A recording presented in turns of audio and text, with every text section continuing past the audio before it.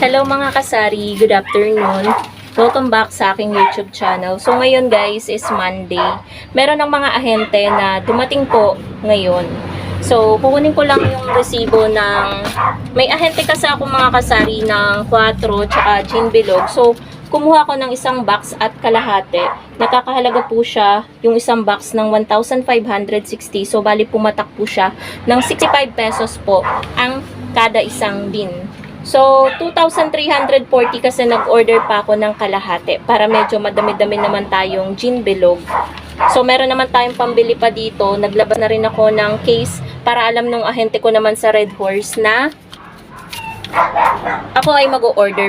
Pero ano lang yun guys, 3 case lang ng Red Horse 500 ml.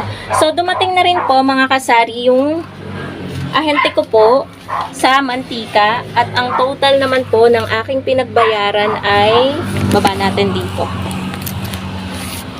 Ang total ng aking pinagbayaran ay 1,310. Kumuha po ako ng 1 dozen na mantika, 330. Tapos 1.5 na mantika, 130. Tapos creamy white, original, Copico brown, tsaka Copico blanca. Ay, bili yan. Ano yung... Ayan? 22. Mas labo. Miss ko na?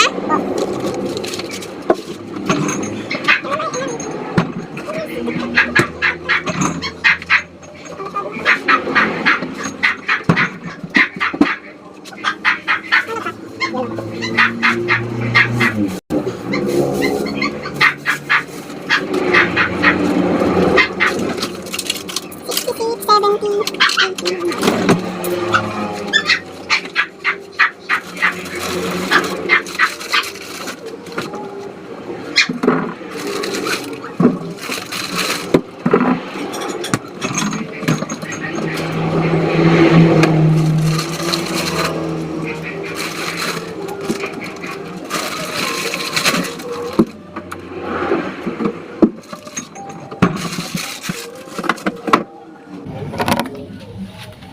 Ayan po mga kasari, meron lamang pong bumili.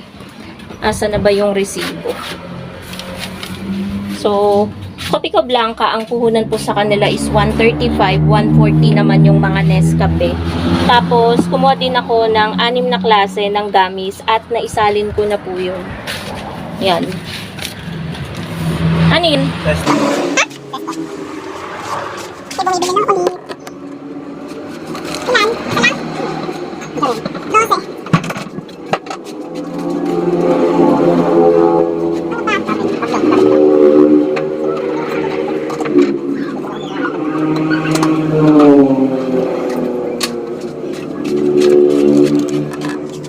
Ayan guys.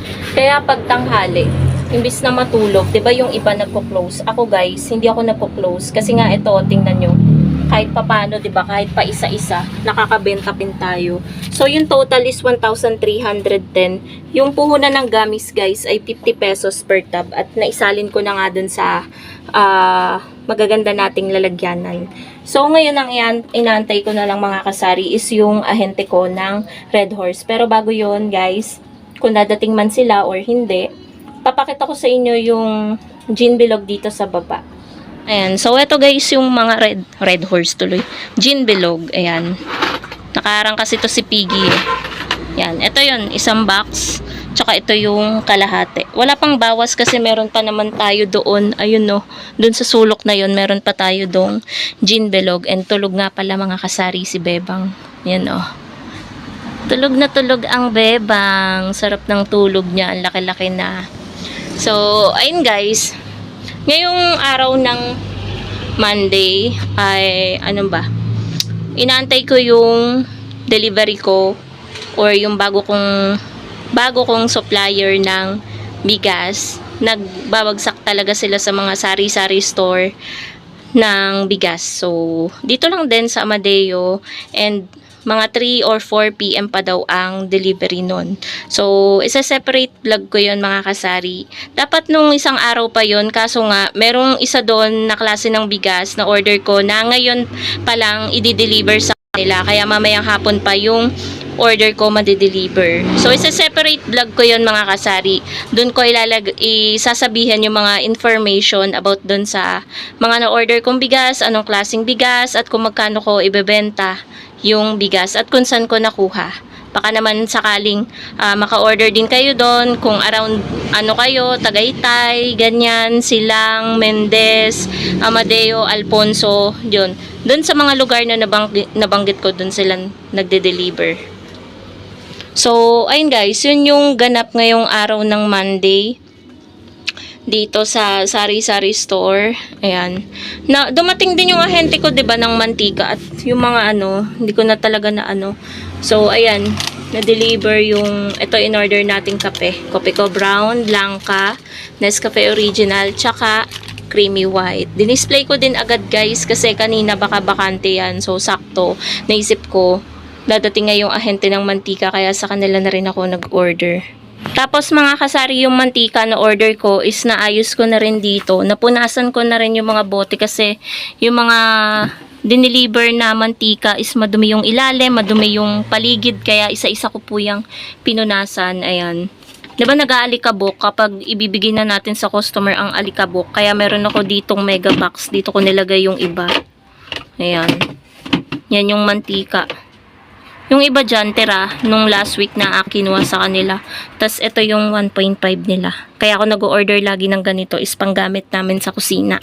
Para hindi kami kumukuha sa aming mga paninda. Ayan mga kasari, so mag-a-actual bentahan na lang tayo dahil wala naman din akong ma-vlog ngayon. Kanina nga pala mga kasari, may nag-cash out sa akin ng 20,000. So may instant sa isang transaction lang, mayroon agad tayong 400 pesos na kita sa GCash. Plus yung mga dadating pa. Tapos yung nagpa-cash out na yon mga kasari, sabi niya mamaya meron pa daw. So sana medyo malaki din yon para makabawi naman tayo mga kasari, di ba?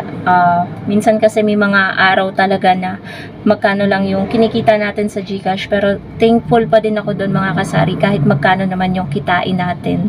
Kasi yung GCash naman ay nito lang tayo nagkaroon at laking pasasalamat natin kasi nagkaroon tayo ng dagdag kita, dagdag pagkakakitaan sa ating tindahan bukod sa tinutubo natin sa mga paninda. So ngayon guys is nagaantay lang ako ng mga customer. Kasi ngayon is tanghali, mga nagpapahinga, ayan, break time, kaya, ayun, siguro mamaya bago pumasok ulit sa trabaho ay magsisibilihan na ulit sila.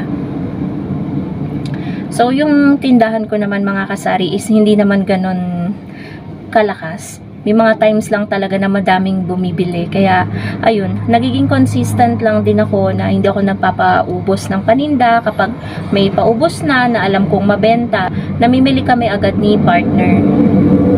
May talaga guys na may katuwang kayo sa buhay, asawa nyo, partner nyo, jowa nyo, diba? Kasi nga, ayun, na very supportive sa inyo, sa mga gusto nyong makamit, sa mga goal nyo sa buhay. Kasi maigi talaga mga kasari na, ayun, may sumusuporta sa atin, may nakaalalay. So, ayun guys, update ko na lang kayo later.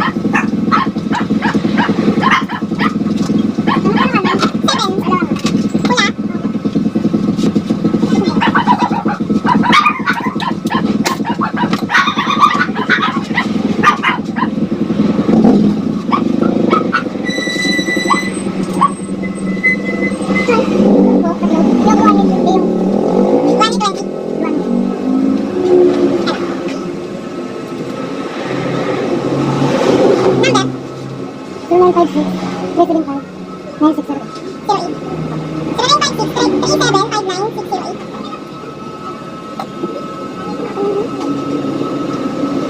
Yan natatay.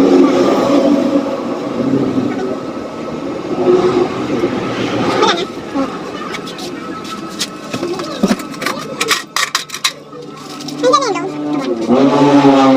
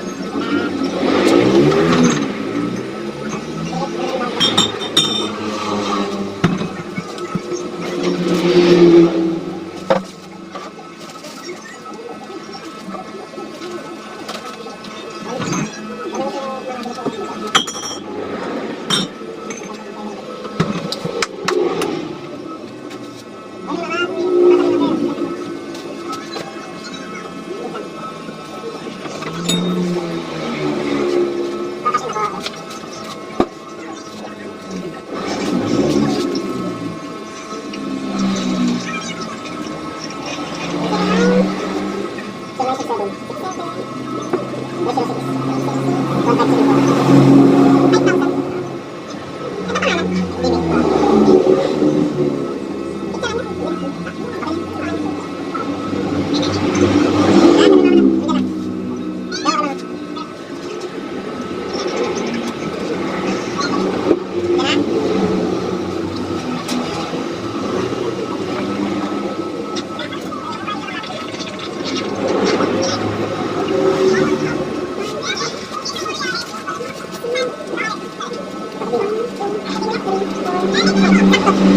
Thank you.